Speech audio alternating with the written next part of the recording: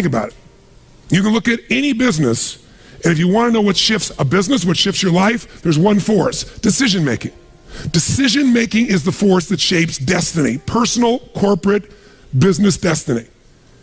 How many of you can think of decisions that you made years ago, 1 or 2 decisions, 5, 10, 15 years ago, that decision, you may not have realized it at the time, but that decision was one of the most important decisions of your life. If you'd made a different decision there, you've gone a different direction, your life would be completely different today.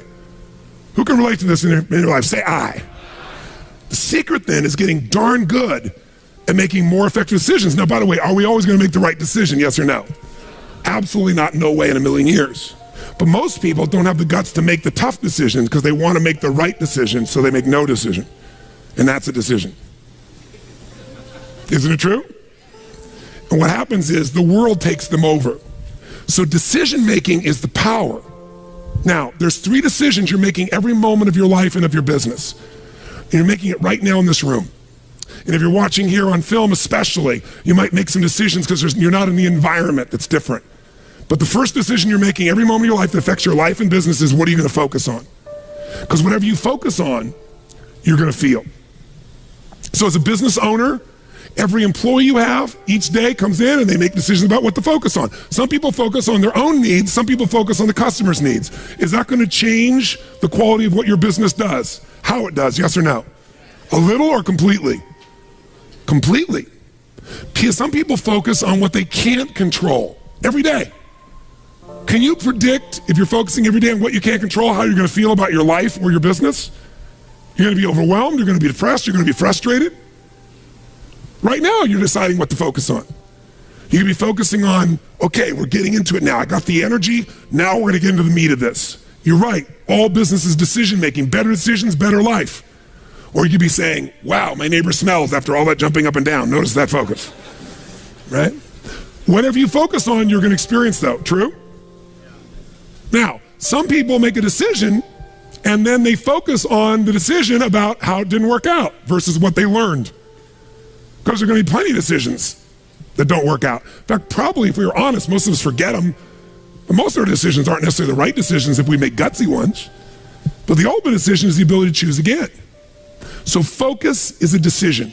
It's happening right now. It's happening in your business. But here's what we're looking for. There's a pattern of focus.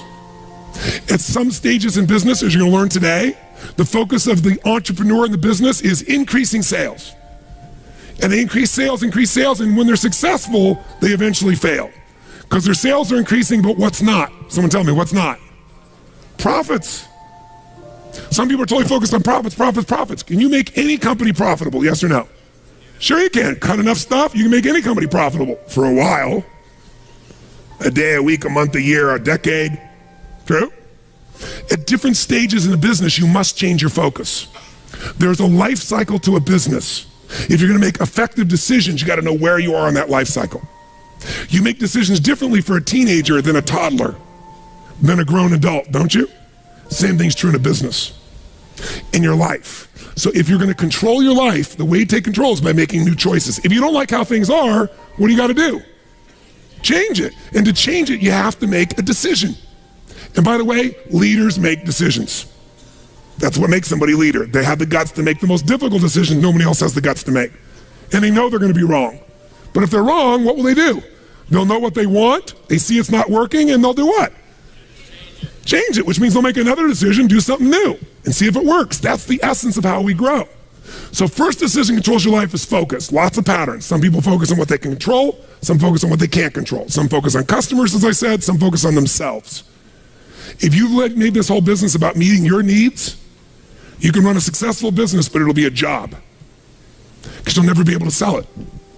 Because if it's just meeting your needs, it's not a system. It demands your attention, your connection. It's giving what you want.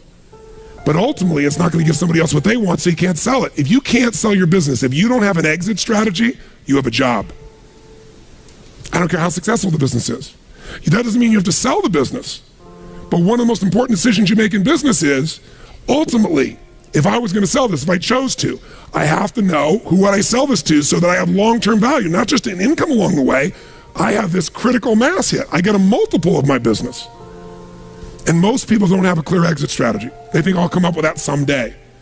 You gotta start with that end in mind. That's gotta be part of your focus if you're gonna be successful in your business. I can remember a gentleman who built CAA in Hollywood. It was the largest, most successful agency, right? Michael Ovitz, remember that name? He put together Nike and Coca-Cola and these billion-dollar deals. And eventually Mike Ovitz went to go sell that business. He never thought through an exit strategy and he got almost nothing for it. Because the laws prevented him from selling it to a studio. He had to sell it to some of his employees for pennies on its real value. Now, Mike found a way to make money later on in another place off of Disney. But the bottom line is, the guy didn't have an exit strategy. Even though it was brilliant, made lots of money, in the end didn't get the value. Focus. Your first decision is, what are you going to focus on?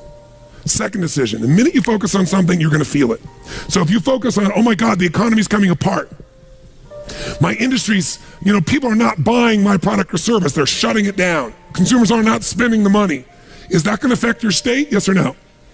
Now, should you lie to yourself and just pretend there aren't challenges? No. But you're going to have to focus instead on, what am I going to do? What's the need that's still there? In any marketplace, there's always still people buying. I've seen it throughout the years. Even in some simple little business, let's say you're a realtor. You have your own little real estate office, or you kind of your own salesperson. You got a couple people that work with you that help you leverage yourself. Something that simple. I remember years ago, I met a woman named Marty Rodriguez.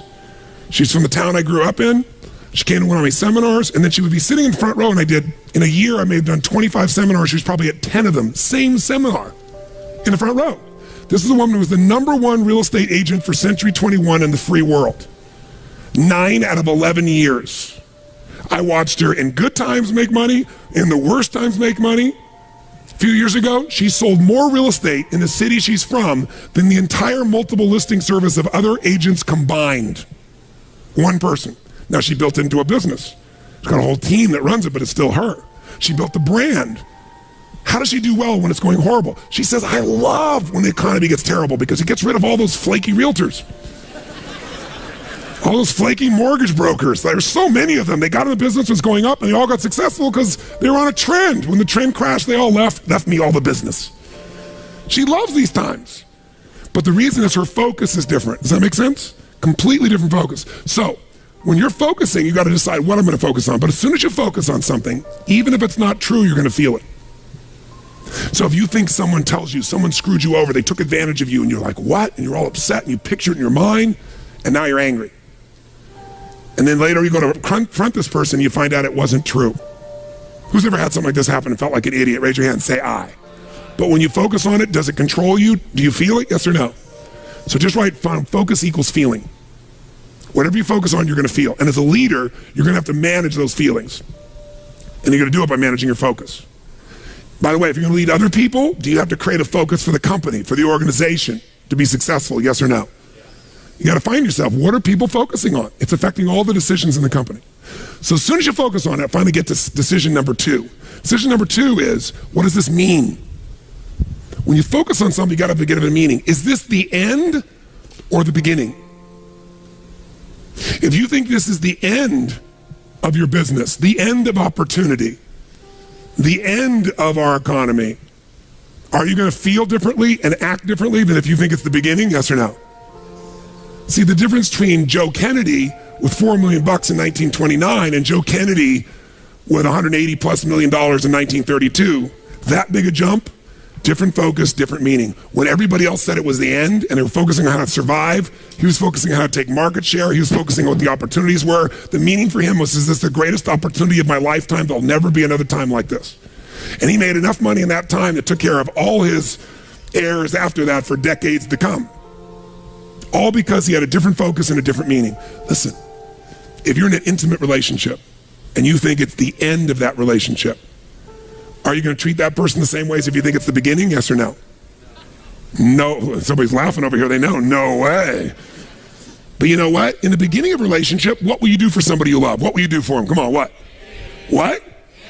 If they say, would you take out the trash? What do you say? I'll take out the trash, of course.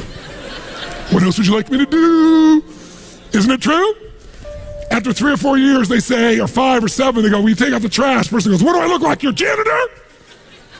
And they go, I don't know what it is. We don't seem to have the same attraction. I don't know what happened. Here's what I tell people.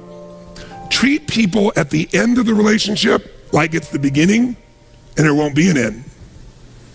And that's not just your intimate relationship. What if your customers, what if you fell in love with your customers, with your clients, more than your product, more than your company? If your entire life is about meeting their needs, if you would do what for your customers and clients, you would do what? If you love your customers and clients, you do anything, guess what? They're gonna love you. But most people love their customers and clients as long as they buy from them, do what they want, respond to them. And when they don't, they go, that's the end. You want clients for life, not just customers? Fall in love with them. It's a different focus, isn't it? It's a different meaning. And that creates a different life because you make decisions differently from that place. There's another meaning.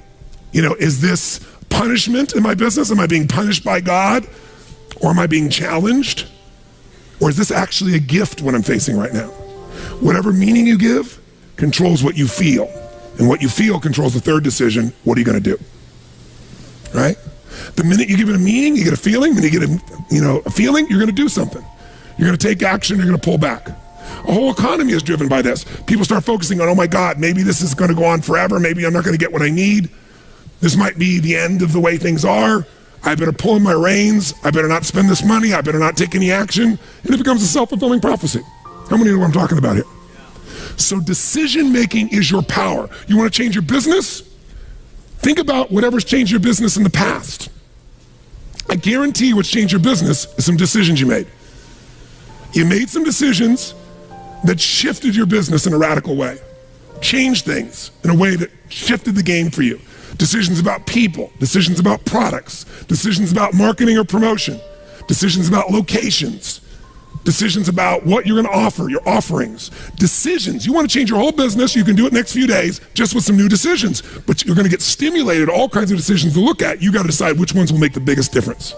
Today, again, is going to help you understand where those decisions need to be focused based on where you are in the life cycle of your business and where you are in your personal life cycle. By the way, do you make decisions differently? Do you look at time differently when you're 20 than when you're 30, than when you're 40, than when you're 50, than when you're 60, than when you're 70? Yes or no?